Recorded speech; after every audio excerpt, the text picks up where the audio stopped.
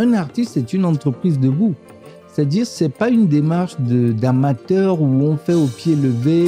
Au moment maintenant de transmettre cette expérience à ceux qui suivent, la génération qui vient après toi, c'est là où la malédiction s'installe, où ils n'écoutent pas ce que nous disons en nous considérant comme des concurrents. Les gens qui font de la musique classique, il faut savoir une chose, c'est les gens qui ont le temps. On aimait tout.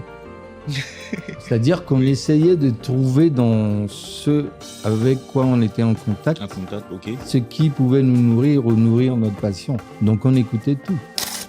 Et il faut des gens pour se préoccuper de comment son loyer est payé, de comment il va manger dans un mois. De Michael Jackson soit Michael Jackson.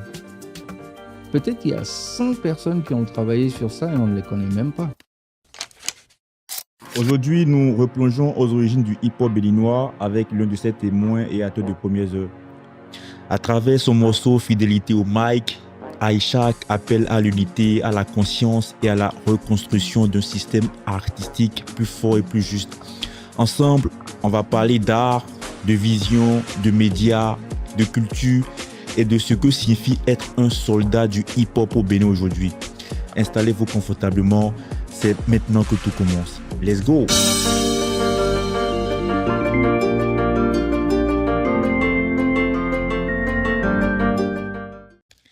Alors, bonsoir Aïchak. Bonsoir Fresley. Comment vas-tu? Bien. Super. Alors, dis-nous d'entrée, qui est Aïchak? Ishak, ben, c'est un artiste, quelqu'un qui s'essaie à cette fonction-là. Et c'est aussi un homme, tout simplement. Ok. Peux-tu nous parler de ton enfance à Toklebe et de tes premiers contacts avec la musique? Moi, je suis né à Karadé, c'est dans les environs de Bassila. Et quelques mois après, je suis venu à Cotonou et donc on habitait d'abord dans la zone du CG Akokwa Centre, là, avant d'aller à Toklebe. Et donc, c'est à Toklebe que j'ai fait mon école primaire. Donc, à Toklebe, l'ambiance qu'on côtoyait, ce dont on parle, c'est autour des années 80. Donc, ce dont on parle, c'est Bob Marley, n'était même pas encore dans nos oreilles, c'était Michael Jackson, Kassav, c'était des choses comme ça.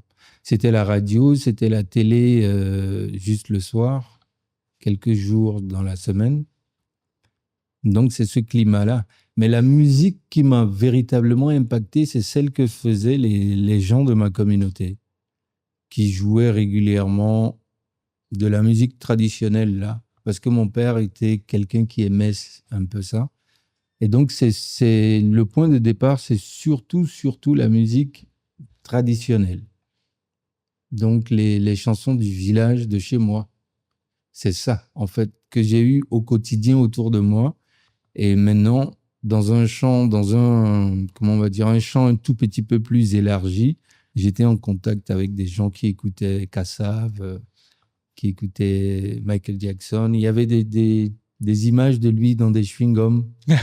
Oui, il y avait à l'époque. Oui, il y avait une église célèbre dans la zone, l'église Sainte-Thérèse, qui était un peu un centre de gravité dans la zone, pour nous qui étions élèves à Toklebe. Et on venait acheter ces chewing-gums. Et là-dedans, on découvrait les stars de l'époque. Oui. Dont Michael Jackson, en l'occurrence. Et donc, on entendait ces musiques-là qui nous impactaient. Magnifique. Oui. Alors, après ton CEPE, tu as été admis au concours d'entrée au Prytanée militaire de Bemereke. Oui. Ok. Quel rôle ton passage au Prytanée militaire a-t-il joué dans ta discipline déjà personnelle et après artistique? Moi, je ne me considère pas comme quelqu'un de spécialement discipliné. Je suis surtout passionné. Donc, quand quelque chose me passionne, je peux déployer une discipline exagérée. Et quand quelque chose ne me passionne pas, je m'en fous un peu.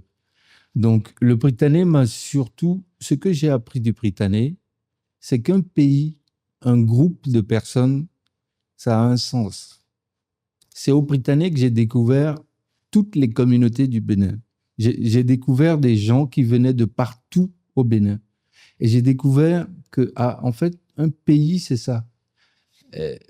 Tu vois des gens qui parlent Kotafon, des gens qui parlent Gitamari, des gens qui parlent Yoruba, des gens qui parlent Bariba, et tu découvres tout le Bénin rassemblé quelque part. Ça, c'est la première chose que le Prytanée m'a enseigné. C'est qu'un pays, ça a un sens. C'est un groupe de gens. Et dans le fil des enseignements que j'ai pu recevoir là-bas, j'ai découvert aussi que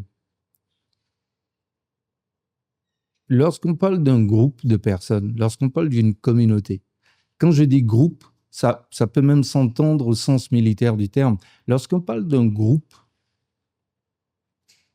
c'est un ensemble de personnes où chacun a un rôle.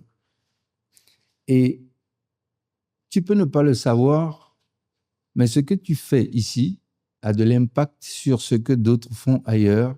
Et parfois, cet impact peut être décisif.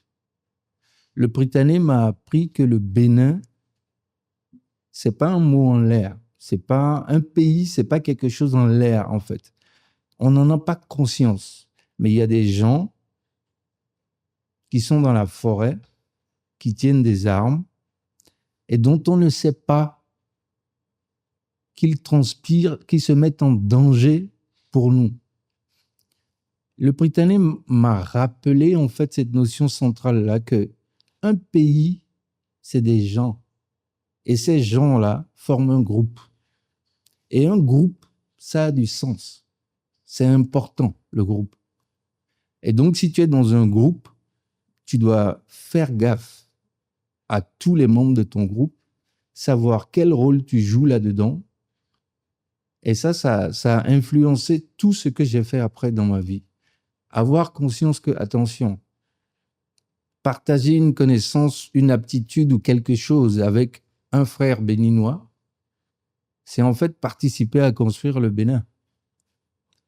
Mais si c'est pas clair dans ta tête, tu as l'impression que c'est une aventure personnelle, je suis moi et puis j'avance. Non.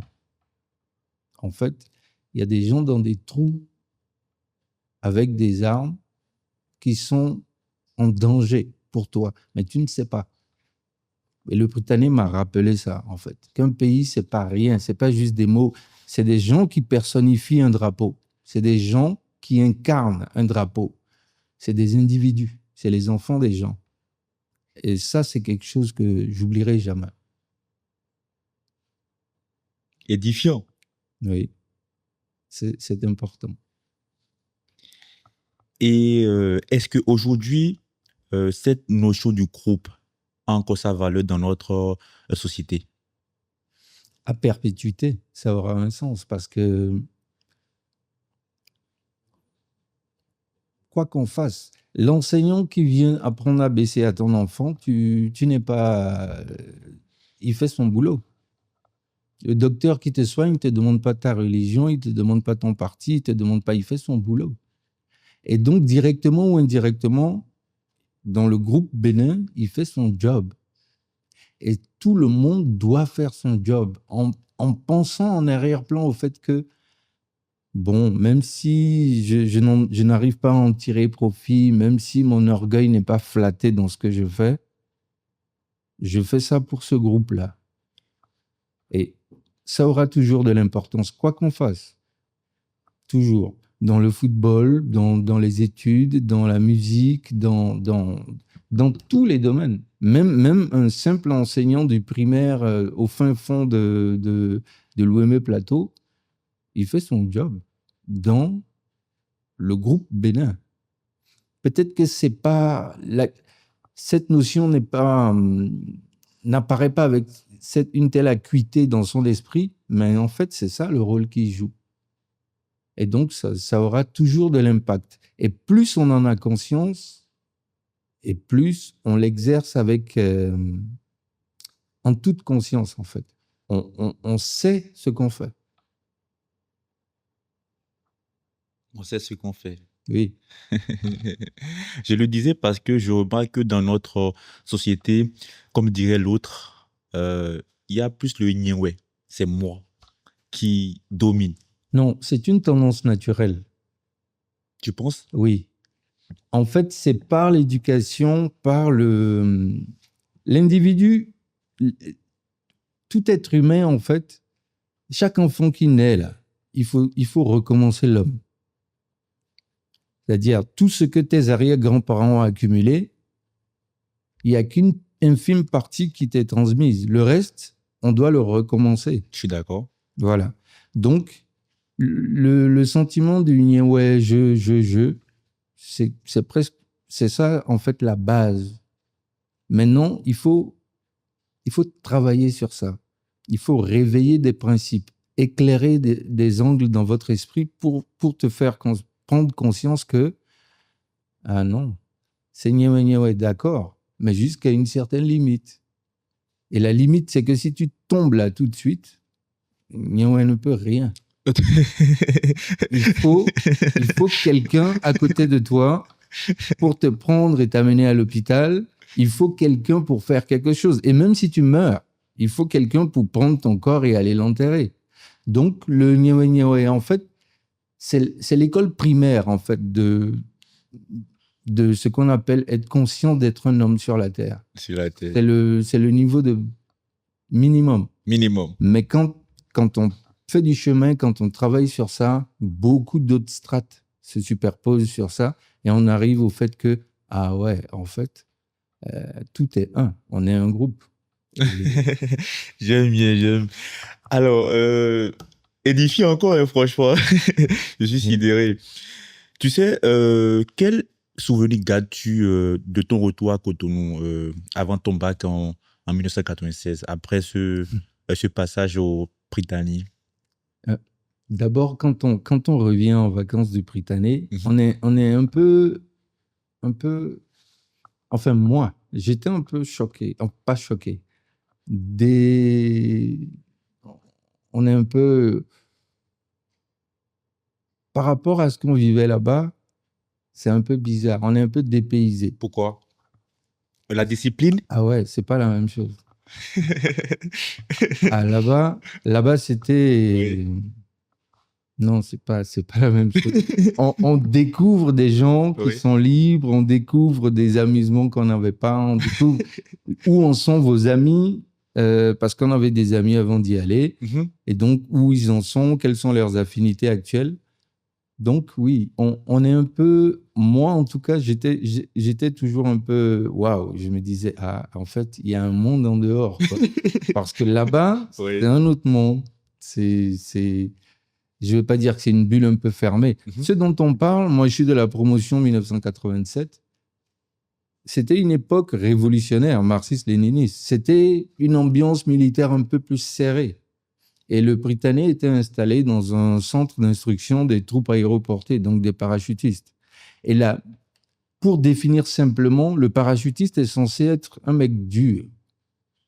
Parce que si on te largue quelque part, tu n'as personne avec toi. Il faut être suffisamment dur pour tout endurer et pouvoir accomplir la mission. Et nous, l'école était dans ce trou-là. Nous, on était à la 7e promotion. Donc, c'est un climat. C'est une ambiance où, quand tu arrives, on te formate. Directement. Oui. Tu quittes toutes les bêtises de papa, maman, toutes les... Non, on te formate pour te réapprendre qu'un homme debout sur la terre, la vie est un problème et il faut le résoudre. Et pour le résoudre, il faut se mettre face à face avec le problème. Tu ne peux pas te mentir. Tu ne peux pas esquiver, tu ne peux pas contourner. Voilà, il faut faire face. Donc, c'est dur, mais l'être humain s'habitue à tout. On apprend, on découvre, et petit à petit, on finit par aimer. Et bon, moi, j'étais un peu fasciné par l'ambiance militaire avant même d'y aller. Mais la question de départ, c'était en revenant ici, qu'est-ce qui me.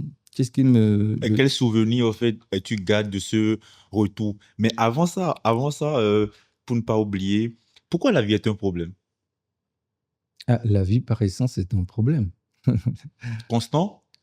Non, par définition. Ok, pas de définition. Il faut pas entendre le mot problème dans un sens trop négatif. La vie est un problème. C'est-à-dire, il faut se nourrir. Il faut se battre contre les maladies. Il faut se développer. Il faut développer une intention, accomplir ce que tu veux accomplir malgré les adversités. Il pleut. Parfois, il fait sec.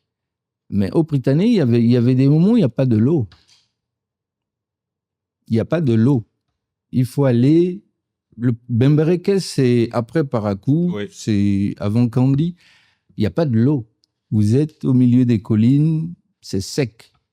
Et on vous amène de l'eau avec des espèces des citernes, là. Et c'est une eau. Dans d'autres circonstances, tu te dirais, bon, Ouais. c'est à peine si on peut se laver avec, mais on la buvait. Donc, la vie est un problème. On n'en a rien à foutre de ce qui se passe dans ta tête. La réalité, c'est que la vie est un problème et il faut le résoudre. Débrouille-toi. Démerde-toi. Personne n'en a rien à foutre de quoi qui se passe dans toi, ce que tu penses. On s'en fout. Comment tu résous le problème? Comment tu fais pour être debout? Comment tu fais pour avancer? C'est ça, la base. Et pour ça, on te le fait bien comprendre. De multiples façons, on te le fait comprendre que on s'en fout. Si tu as mal dormi, on s'en fout. Rassemblement à 7 heures, tu n'es pas là. Allez, aligne 50 pompes et puis on continue la route. Et on s'en fout si ce qu'on a préparé ne te plaît pas, on s'en fout, c'est ça qu'il y a à manger. Maintenant, si tu penses que c'est un problème, c'est ton problème, c'est pas... Donc, on essaie en fait de te... Comment on va dire ça? Le mot courant, on va dire, de te désensibiliser, de te rendre quelqu'un qui n'a plus de problème avec rien. Puisque tu sais qu'en fait, globalement, la vie s'en fout de nous. La vie se poursuit. C'est à toi d'être debout au milieu de ça. Tu n'as pas mangé depuis 3 jours, tu as tel problème, tu as 1000 problèmes. On s'en fout. La vie s'en fout. Où est-ce que tu veux aller? Qu'est-ce que tu as choisi de faire? Occupe-toi de faire ça. C'est tout. Le reste, c'est toi dans ta tête que tu hallucines. Donc, c'est un peu ça. On appelle ça dureté. Mais en fait, c'est de la désensibilisation. C'est organiser l'individu pour qu'il maximise son potentiel. Son potentiel. Oui. Ok, d'accord. Donc, revenons maintenant sur les souvenirs que tu gardes de ce retour-là à Cotonou, bien avant ton... Oui, quand je suis revenu, d'abord, il y a comme une bouffée de liberté. Tu te dis, bon, il y a des choses... Ouais, il y a des choses que tu peux faire que tu pouvais pas. Donc automatiquement, tu te reconnectes avec tes affinités, le rap, la musique, les amis, les choses, patati patata.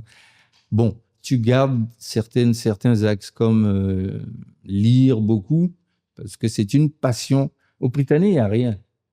Je veux dire, l'école est dans le camp, il n'y a rien pour te distraire. Donc, il n'y a rien pour te distraire. Non, ce que je veux dire par là, il n'y a rien pour te détourner au fait. des choses importantes. Ok. Et la lecture, c'était un passe-temps de beaucoup de gens là-bas. Donc, j'ai gardé un peu ça. Donc, si tu as une demi-journée à tuer, ça fait déjà une bonne moitié de livres. Donc, lire, écouter de la musique, ces passions-là ne m'ont pas quitté. Donc, ce sont les principaux souvenirs. Si le reste me revient, je reviendrai. Ok, super. En parlant du rap, comment es-tu tombé amoureux du hip-hop?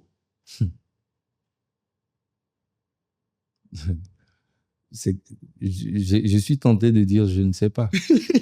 En fait, les premières interactions qu'on a eues avec cette musique-là, c'était les radios internationales, je crois. Les Africains numéro 1, ok. les RFI. RFI. Et puis, quand on en avait l'occasion, les émissions de l'ORTB que faisait Steve Fascia, Et c'était quoi le nom Carl déjà? Charles DJ, je ne me rappelle plus. Carl Charles DJ. Ok. Celui qui a fait Top Showbiz après. Ah bon? Il était animateur. base. À l'ORTB, il faisait une émission rap, tout ça. C'était un passionné. Et c'était en quelle année? Waouh, on va dire 90, 91, 93, je ne sais plus, dans ces eaux-là. Mais c'était des gens ils étaient jeunes, ils avaient l'énergie de la jeunesse et donc ils nous touchaient. Ils étaient aussi très passionnés. Ah ouais, c'était des vrais passionnés. Et donc, ces gens-là diffusaient à l'ORTB des musiques dont on n'avait pas l'habitude. Et c'était les prémices du rap, en fait. Mais autour de ça, j'écoutais aussi des musiques, c'était pas encore du rap, en fait. C'était un peu de la funk. Le rap s'est construit doucement, doucement. Donc, les premières choses avec lesquelles on était en contact, c'était plus une espèce de funk techno qui venait doucement. Mais progressivement, on est rentré en contact avec des choses comme Public Enemy, avec des choses comme Salt and Pepper, puis Benny B, MC Solar. C'est comme ça que c'est arrivé. Donc, des cassettes on avait des correspondants, on appelait ça. Dans les internats, parfois, on a des correspondants dans d'autres pays. Ah, d'accord. Et donc, qui vous envoient des cassettes, des musiques qui se passent là-bas, des gens qui enregistrent des émissions, qui vous les envoient, et vous écoutez et vous découvrez. Donc, je ne sais plus très exactement, mais je pense bien que c'est par ces canaux-là que le truc est venu. Mais il y a un événement quand même qui a été quasi mystique. C'est la première fois que j'ai écouté la cassette de MC Solar. Qui sème le vent récolte le tempo. Il y a eu, quand j'ai entendu ça, je me rappelle, celui qui avait cette cassette, il s'appelle Ndaseko Gildas, il est colonel à l'armée. Ok. Et c'était un de nos anciens, une ou deux promotions plus haut. Et donc, quand j'ai entendu cette cassette, j'ai eu le sentiment que j'ai déjà entendu ça quelque part. Je ne sais pas comment on appelle ce genre d'événement intérieur, quoi. J'ai eu le sentiment, mais j'ai déjà entendu ça quelque part, ou je connais ça quelque part. C'est ce que ça m'a fait. Et c'était la première fois. Suis-moi dans un autre monde. Je ne sais pas. Ok. Mais c'est vraiment l'effet que ça m'a fait. Et ça, c'est quelque chose de central. Parce qu'à partir de là, j'ai eu le sentiment qu'il y avait comme un domaine ou un royaume dans lequel j'avais ma place. Je ne sais pas, mais c'est comme ça que je l'ai ressenti ce jour-là. Et ce dont on avait quoi, 13 ans, 14 ans, quelque chose comme ça.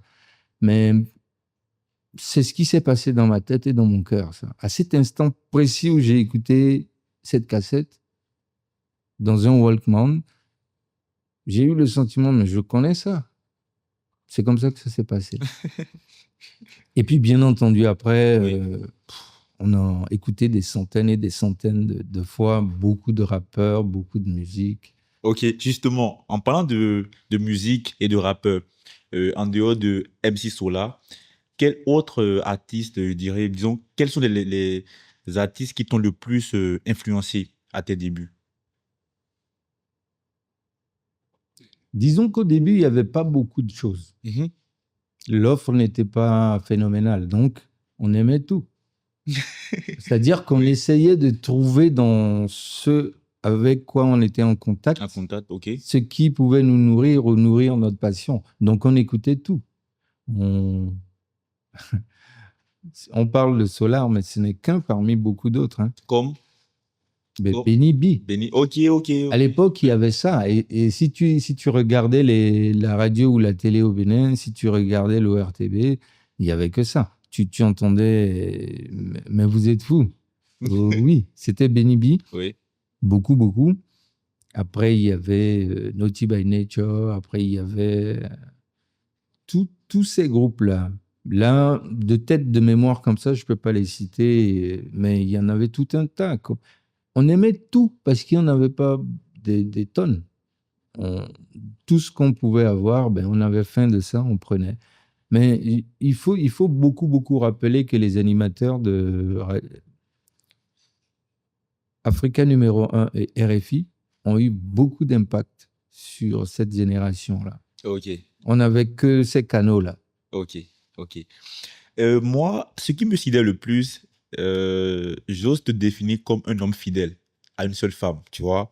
Malgré toutes ces années, t'as pas été influencé par d'autres femmes et tout. Je le dis dans le contexte, dans un contexte beaucoup plus, tu vois, global en fait. T'es resté engagé au rap conscient, tu vois. T'as pas été influencé par les autres styles musicaux, tu vois, sur le long de ton parcours.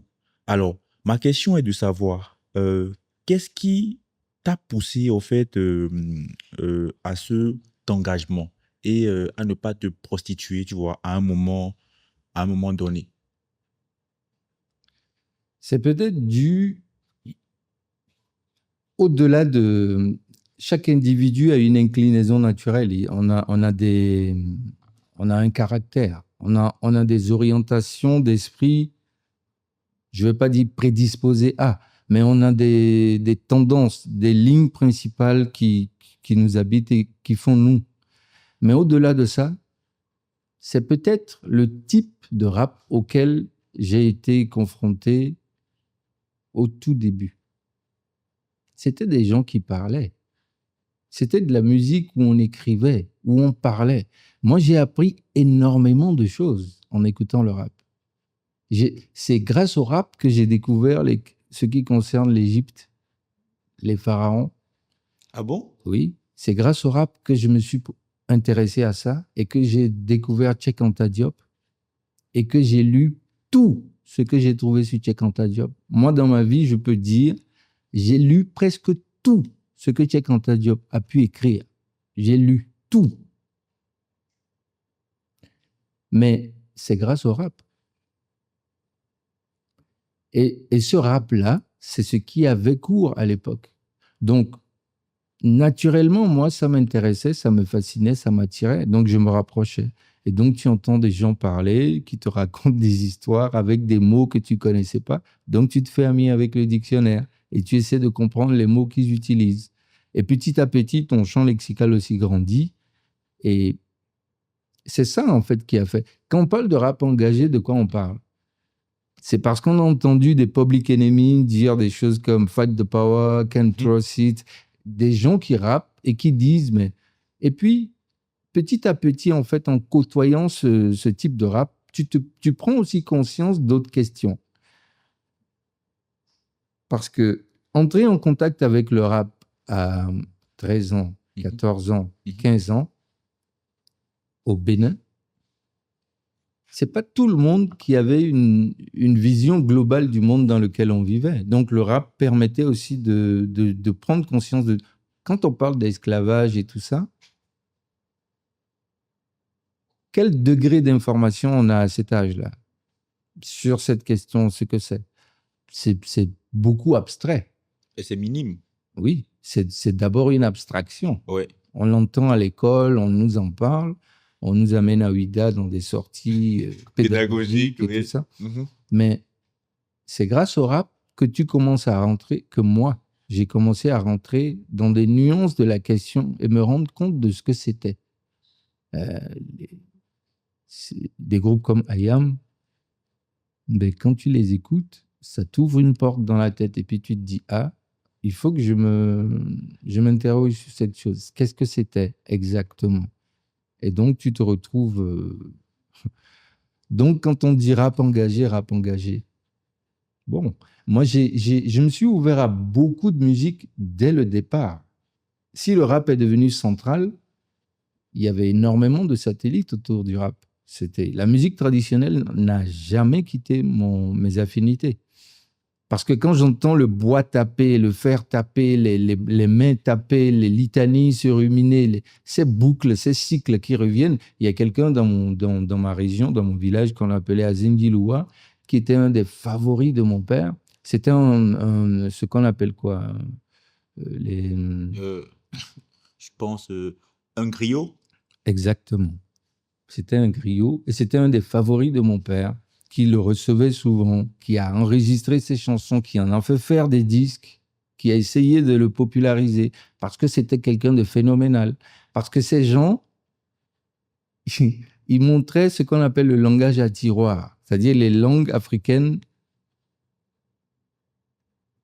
les aphorismes. C'est-à-dire on dit une chose, et dans cette chose, on tire un autre tiroir, il y a autre chose. Ensuite, on tire un autre tiroir dans ce tiroir. Et donc, la langue renferme beaucoup de choses. Et ça n'a jamais quitté mes affinités, la musique traditionnelle africaine. Maintenant, à côté de ça, il y avait le reggae, il y avait la musique qu'on appelle le blues ou le jazz. Et puis, j'ai aussi croisé la musique classique. Et ça a été un choc. Pourquoi un choc? C'est différent, c'est autre chose. Les gens qui font de la musique classique, il faut savoir une chose. C'est les gens qui ont le temps. Non, il faut comprendre. Ouais. C'est-à-dire, quand tu es artiste et que tu te préoccupes de ton quotidien, comment tu vas vivre, ou alors que tu es ici, que tu vas au champ, tu fais ton boulot et tout ça, et après tu fais de la musique, c'est une chose. Mais quand tu es au service d'un roi et que tu fais partie d'un cercle où on te décharge de toutes ces questions, et 10, 12, 15 heures par jour, ton travail, c'est de fouiller cette musique, de fouiller ton instrument. C'est différent. C'est ça la musique classique. Ah, d'accord. Et c'est pour cela que cette musique a eu le temps d'autant s'installer, se structurer, avoir des règles et des principes. C'est parce qu'ils avaient le temps. Ils étaient libérés de certaines contraintes et ils avaient le temps de se consacrer profondément à ça. Et pourquoi? Parce qu'ils étaient au service du roi, des rois de l'époque, en Europe. Okay. Donc, ils étaient libres. Quand ils jouaient du violon, ils le jouaient. Ils le jouaient vraiment 10, 12 heures par jour. Ils allaient loin dedans. Et c'est pourquoi cette musique est ce qu'elle est. Et donc, moi, quand je suis rentré en contact avec ça, j'étais encore très jeune, hein, j'avais même pas 10 ans. Quand j'ai entendu la musique classique, je me suis dit, waouh, il y a un monde dedans, c'est vaste, c'est profond. C'est profond. Donc, j'ai beaucoup écouté ça aussi. D'ailleurs, à une période, quand j'étais étudiant, j'ai eu une période où j'écoutais... C'est quand j'ai acheté la MPC, qui est un séquenceur qui a beaucoup influencé le rap. Donc, l'essentiel des gros tubes autour des années 2000 sortent de cette machine. Donc, quand je l'ai acheté et que j'ai commencé à la travailler, j'ai écouté... Il y avait des disques de guitare espagnole classique où il n'y a que de la guitare, des heures. Après, tu écoutes du violon, pareil. Violon, guitare, mandoline, harpe, piano. Donc, j'avais une grosse collection de musique comme ça, classique, où tu écoutes ça. Le but, pour moi, c'était d'apprendre, mais de prélever des boucles, parce que c'était l'heure du sample. Du sample, oui. C'était la période du sample même. OK. Donc, il faut écouter des heures pour arriver à trouver 3-4 samples. Et donc, ce faisant, on découvre des mondes, on découvre des façons d'entendre la musique, de voir la musique, de la pratiquer. Et c'est tout un monde. Oh, c'est super inspirant. Je dirais, quelles sont les causes qui te tenaient le plus à cœur à tes débuts et même jusqu'à présent? C'est d'abord quand le type de rap avec lequel on est entré en contact nous amenait automatiquement à se rendre compte qu'il y avait un problème. C'est-à-dire que il y avait des gens qui étaient dominants et d'autres qui étaient dominés. Et quand tu fais un peu les 360 degrés sur la Terre, tu te rends compte, Les Noirs et les Africains sont parmi les dominés. Et donc, tu te mets à te dire, ah, il faut se défendre. Si on croise les bras, ça ne va pas bien se passer. Donc, les causes qui me préoccupaient, c'était combattre l'oppression dans l'absolu. Mais la condition des Noirs, de l'Afrique, parce que il y a une hallucination qui nous habite souvent, c'est qu'on peut échapper à ça. Mais en réalité, pour le peu que moi j'ai vu, quel que soit comment tu sois intégré ou introduit, en Europe ou aux États-Unis ou tout le reste, il y aura toujours un jour où on te rappellera d'où tu viens. D'où tu viens. Donc, si tu ne te préoccupes pas de la condition de l'Afrique ou des Noirs, tôt ou tard, on te le rappellera que ici, tu es en France, hein, tu n'es pas chez toi. Même si tu as fait 50 ans là-bas et que tu as des enfants là-bas qui sont français, tu n'es pas chez toi. Quelque part, au fond de toi, il y a aussi, toi-même, tu dois accepter cette idée que, mais c'est vrai aussi que, ouais, je viens de quelque part, c'est pas ici chez moi. Et donc, il faut participer à construire cette Afrique-là. J'aime bien. Ce peuple noir. Oui. Il n'y a pas d'autre choix. On n'a pas d'autre choix, en fait. Non. Tu peux esquiver, contourner, te mentir. On te le rappellera. Il viendra des moments où on te le rappellera. Que, oui, mais tu parles beaucoup, mais attention. Ici, tu n'es pas chez toi. Ça a beau te faire mal de mille et une façons, tu es obligé de reconnaître que oui, c'est vrai. Tu as un chez toi et tu dois bosser pour ce chez toi-là. Et tu dois bosser pour les gens de chez toi. Et ça, c'est des réalités. Quand on est dans la lutte, on pense qu'on peut, en échappant à l'Afrique, en fait, on peut s'extraire de ces questions-là. Mais non. Non. OK. Et après, à part cette cause, en vérité, j'ai du mal à lister les causes. À lister, OK. C'est surtout un état d'esprit, en fait.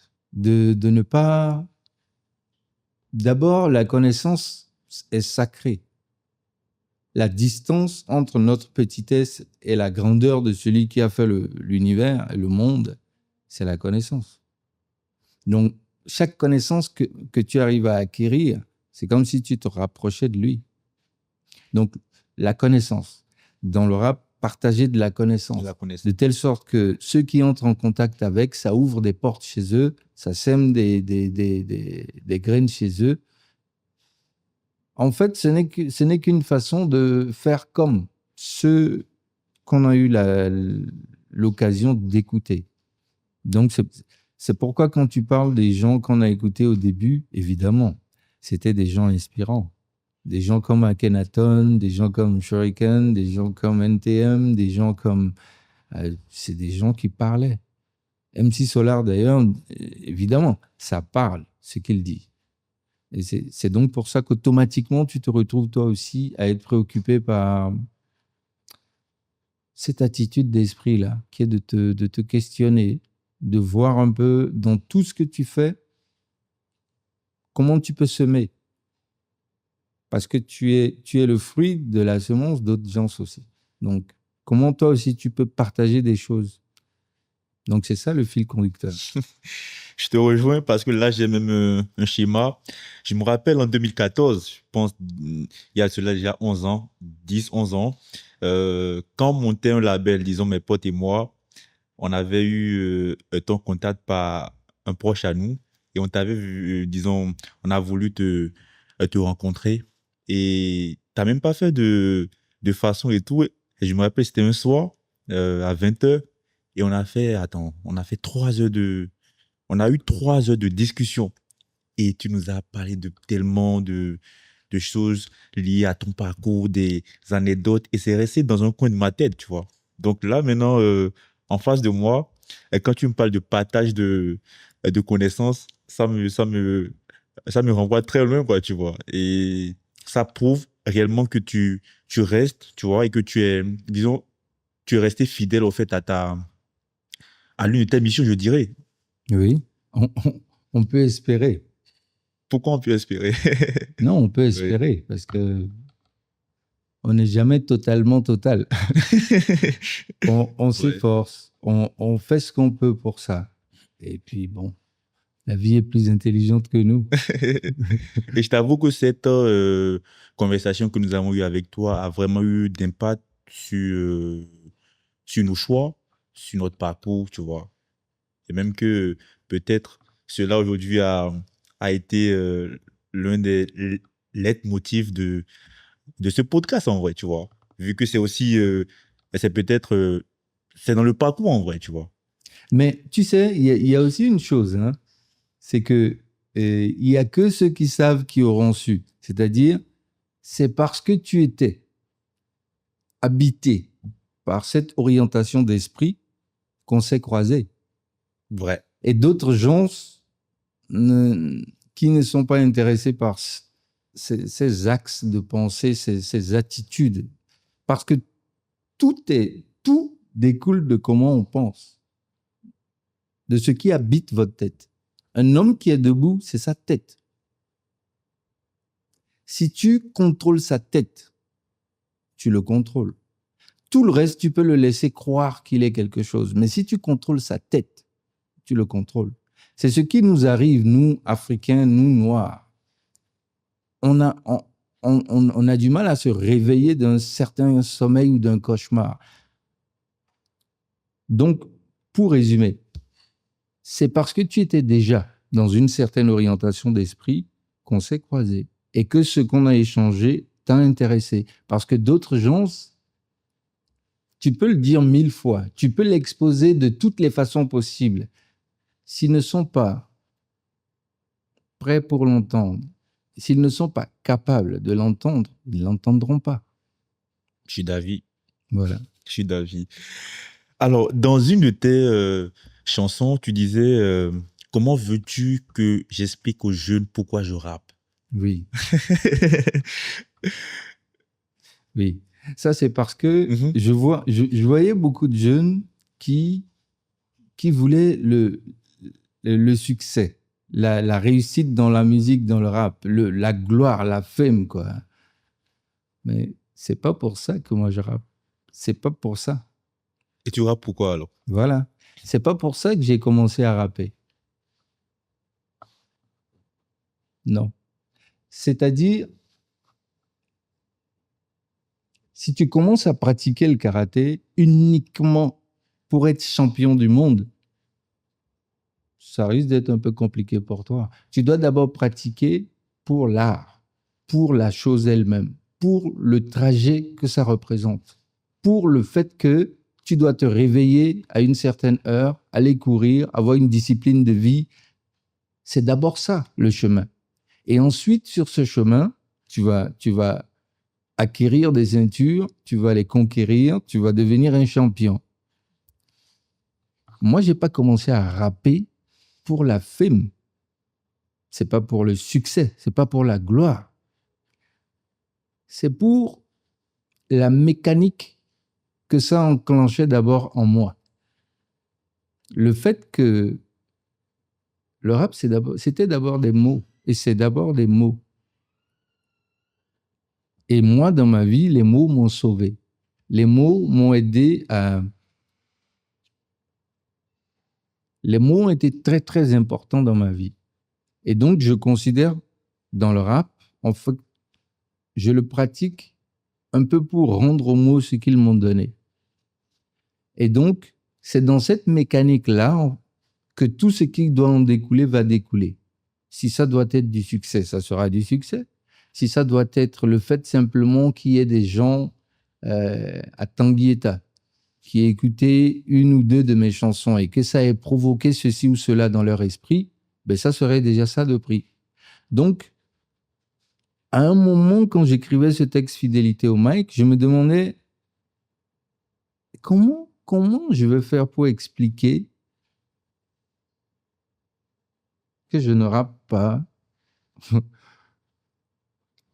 Enfin, si j'ai du succès, je ne veux pas cracher des yeux. Mais c'est pas ça la logique de départ. Le centre de gravité, c'est pas ça. Le centre de gravité, c'est de pratiquer cet art, de pratiquer les mots et de voir ce que ça provoque en moi. C'était ça la beauté de la chose. Se rendre compte que, parce qu'il y a différentes façons de créer. Ah bon? Oui. Par On veut exemple, savoir, oui. pour écrire des textes, Mhm. parfois ça se passe de façon analytique, c'est-à-dire presque scientifiquement. Ok. Tu peux pondre un texte en 1 heure. Ça existe. Mais il y a d'autres méthodes aussi qui sont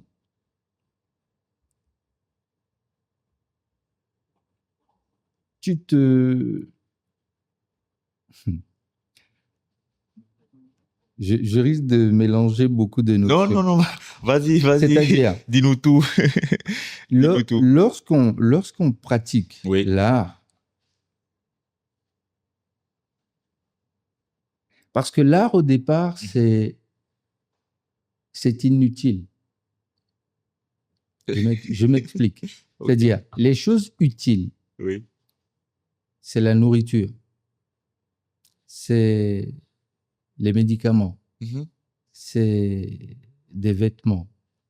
Ces choses sont utiles Ça, je suis d'accord. directement. Oui, direct. Mhm. Mais le fait de se préoccuper de nuances, du sens des choses et tout ça, c'est quand généralement, lorsqu'on a assouvi un minimum des premiers besoins, qu'on commence à se préoccuper de ces choses-là. Oui. Et lorsqu'on se préoccupe de ces choses, on se rend compte que c'est extrêmement important, en fait. Donc, l'art, en fait, quand on dit qu'on est artiste, qu'on est rappeur, c'est la même chose qu'un écrivain, c'est la même chose qu'un footballeur. C'est inutile à la base. C'est comme du cinéma, c'est inutile. Ce que fait Messi est inutile à la base. Mais pourquoi c'est devenu aussi important? C'est à cause du sens. C'est le sens des choses. C'est le sens qui fait que des gens sont prêts à mourir pour un drapeau. C'est le sens. Et donc, plus le sens prend de l'ampleur dans ce que vous pratiquez, en fait, vous êtes, quand vous constatez que le sens des choses devient important, vous êtes rentré dans l'art. Vous êtes arrivé à un point où vous êtes devenu un artiste. Vous pouvez être architecte, mais être arrivé à un niveau où vous êtes devenu un artiste dans votre domaine. Bien évidemment. Donc, être artiste, c'est quand on rentre dans les profondeurs, dans des nuances que ceux qui sont à la superficie ne constatent pas ou ça ne les préoccupe pas. Ça veut dire que vous êtes rentré en profondeur. Ceux qui sont au bord de la mer et qui la regardent, ils voient une chose. Oui. Mais toi qui es descendu à 100 mètres, tu vois autre chose. Carrément. Voilà. C'est ça l'art, en fait. Donc, celui qui taille du bois chaque jour pour fabriquer des statuettes, au bout d'un moment, toi qui viens de commencer, tu vas pas capter où il en est, lui. Lui, il est progressivement en train d'arriver à un endroit où l'art provoque une chose chez les artistes, c'est qu'ils se rendent compte que tout est lié. Tout est lié. Et c'est pour ça que l'art est éminemment spirituel. C'est-à-dire que Oui. si tu es un artiste au sens majuscule, au sens véridique, au sens entier du terme, obligatoirement, tu vas arriver à un point où tu sens que tout, absolument tout est relié. Et donc, tu vas commencer à chercher dans ce que tu fais. Si tu es guitariste, si tu es sculpteur, si tu es cinéaste, si tu es même footballeur, tout ça, c'est de l'art pour toi. Bien sûr, c'est de l'art. Si tu vas commencer à pratiquer en regardant une dimension qui n'est pas à côté, tu es dans la profondeur, dans les nuances. Et pour arriver là, il faut accepter de payer un prix. Quel est le prix à payer? Il faut accepter, par exemple, tu peux, c'est-à-dire, c'est comme si on met 2 curseurs, on met 2 limites. Oui. Et entre les 2 limites, tu peux ajuster le curseur comme tu veux entre les deux. Oui. Un bout c'est celui qui est totalement dans la réalité. Mhm. L'autre bout, c'est celui qui est totalement là-bas. Oui. Non, Donc, je vois le schéma. parce que l'art, Oui. c'est aller là-bas. C'est aller chercher là-bas. Oui. Dans des nuances, en fait, que le commun des gens n'a pas envie de s'emmerder à aller fouiller. Et quand on se consacre à aller chercher ça, premier risque, on peut être un désaxé social, un inadapté social. C'est un risque. Oui. Et quand on est artiste, il faut que ce soit clair dans ton esprit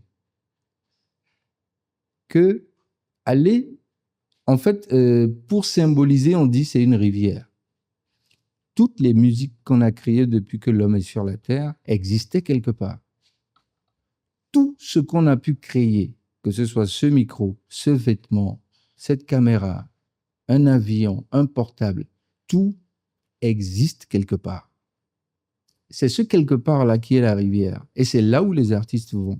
Et c'est là où ils vont chercher les musiques, dessiner telle chose, inventer telle chose. C'est pas sorti de nulle part comme ça.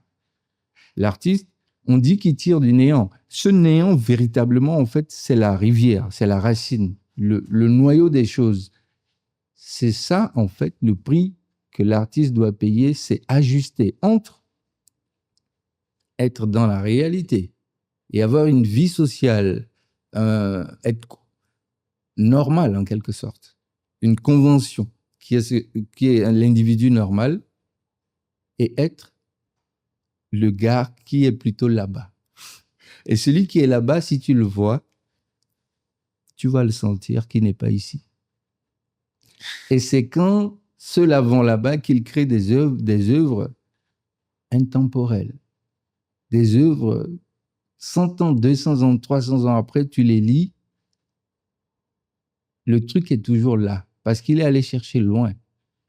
Mais le voyage pour aller là-bas a un prix. Et ce prix, il faut assumer, il faut accepter de le payer. Donc tu peux dire, entre les deux extrêmes-là, je choisis de me situer un peu plus de ce côté, c'est-à-dire j'ai un boulot, et après le boulot, je fais de la musique.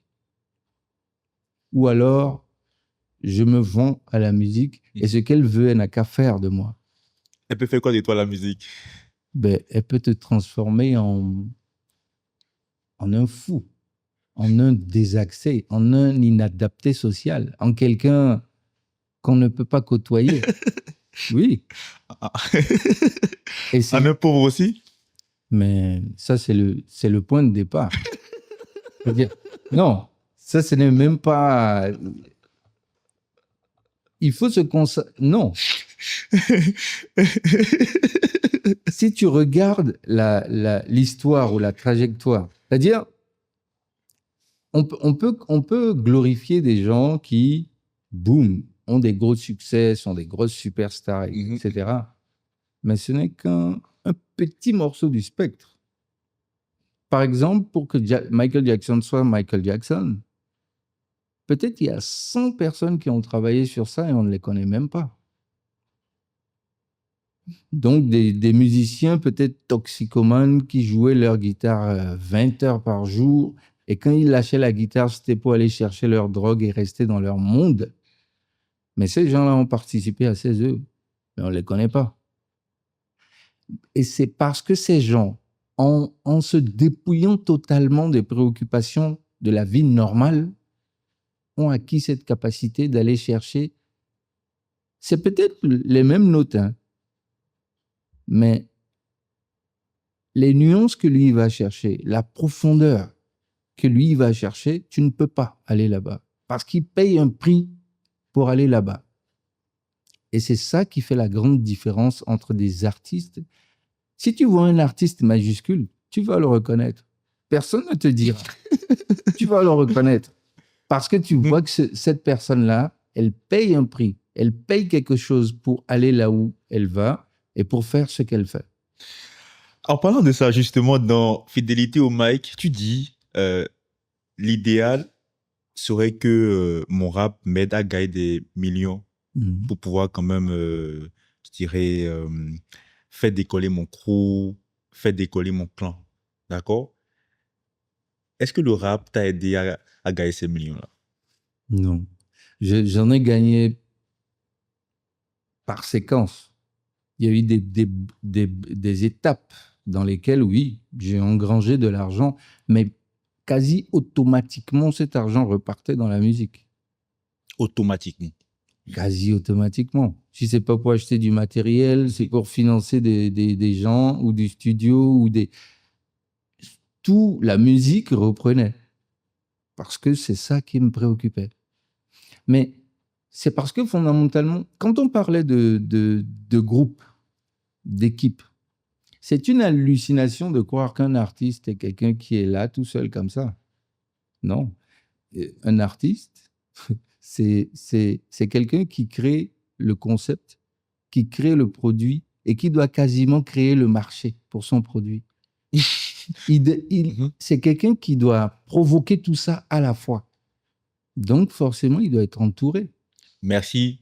Il doit être entouré de gens pendant que lui a passé la nuit à comparer des caisses claires, à écouter les boucles d'une musique. Mais il faut des gens pour se préoccuper de comment son loyer est payé, de comment il va manger dans un mois. Il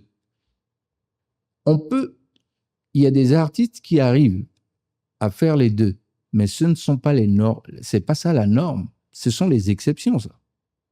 L'artiste, c'est quasiment malhonnête de lui demander d'être normal. Parce que par essence, ce n'est pas une activité normale de pratiquer de l'art. L'art, c'est pas normal.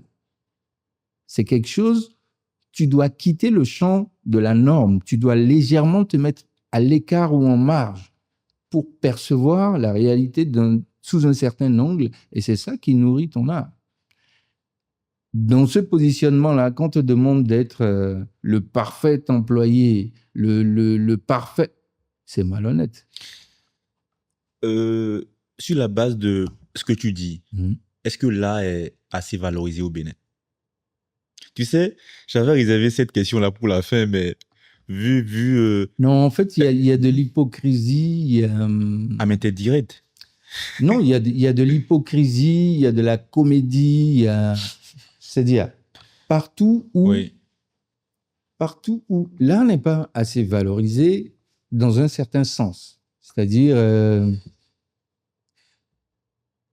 les Béninois aiment l'art.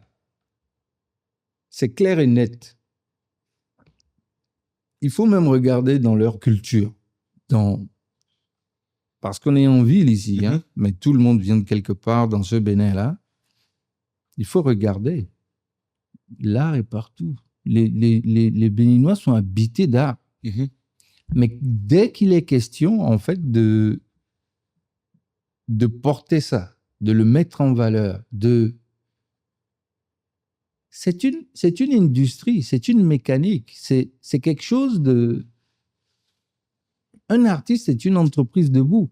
C'est-à-dire, c'est pas une démarche d'amateur où on fait au pied levé, où on a un babaché qui te finance comme ci, comme ça, à gauche, à droite. Non, c'est une entreprise. C'est pour ça que des maisons de disques existent. Qu'est-ce qu'elle fait, la maison de disques? Elle s'occupe de distribuer les œuvres de l'artiste. C'est-à-dire, par exemple, produit... Oui, mais il faut d'abord que l'artiste produise l'œuvre. D'abord, en fait. Voilà. Donc, l'œuvre doit être produite. Donc, la maison de disques, elle te fait manger, elle te paye ton loyer, elle couvre tes charges pour que tu sois en mesure de faire ton boulot. De créer convenablement, disons, dans les conditions optimales. De faire ton boulot. Oui. Donc, elle couvre ça d'abord. Et une fois que tu as produit l'œuvre, eux, en businessman, en commerçant, ils prennent ça pour en faire de l'or, pour faire du fric. C'est ça le job. Mais au Bénin, en fait, nous vivons les conséquences de beaucoup de manquements. Comme? Bon. Est-ce que ce n'est pas une affaire, je dirais, d'ambition? c'est une affaire de malédiction. C'est-à-dire, non. C'est-à-dire, attends, je vais partir rien que dans le milieu du rap. Ok, d'accord. Notre génération, supposons, on était au début. Donc, des gens qui ont pratiqué le rap autour de Comme 1993 toi. jusqu'à... Mhm. Voilà. Moi, j'étais en studio avec Oscar Kidjo en classe de première. En classe de première. Oui. Donc, le rap, quand nous on entrait dans des studios, ils ne connaissaient pas, ils ne pratiquaient pas. Donc, même pour faire nos beats, il fallait ouvrir une nouvelle page. Ils ne connaissaient pas. Donc, c'est parce qu'il n'y avait pas des beats que je suis devenu beatmaker. Sinon, j'aurais bien voulu qu'il y ait des beatmakers et que je fasse juste mon rap. Il n'y en avait pas. Oui. Où est-ce que je veux en venir? Mhm. Ce que tu as appris sur la route en faisant tout ça, jusqu'à venir à dire que tu as fait un projet d'album, etc.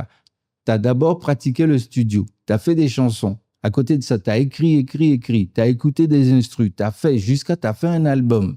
C'est une expérience. Une grande d'ailleurs. Au moment maintenant de transmettre cette expérience à ceux qui suivent, la génération qui vient après toi, c'est là où la malédiction s'installe, où ils n'écoutent pas ce que nous disons en nous considérant comme des concurrents. Donc, ils repassent par les mêmes canaux, rencontrent les mêmes problèmes et se retrouvent à devoir résoudre des choses par lesquelles nous on est déjà passés. Et parce que cette transmission ne se fait pas. Et j'ai vu passer au moins 3 générations de rappeurs pour être comment on dit, pour être succinct. Tu peux quand même les citer, disons, pas année ou bien pas... Généralement, une génération a côtoyé celle qui la précède. Mhm. Ma génération, Oui. c'est les RDS, c'est les H2O, et c'est cette sphère-là. Ok. Et après? Après, j'ai vu des gens arriver comme les Dalaïka, comme... Diamant Noir? Ouais. Blasphème? Ouais. Disons, ouais. Mhm. On peut dire ça.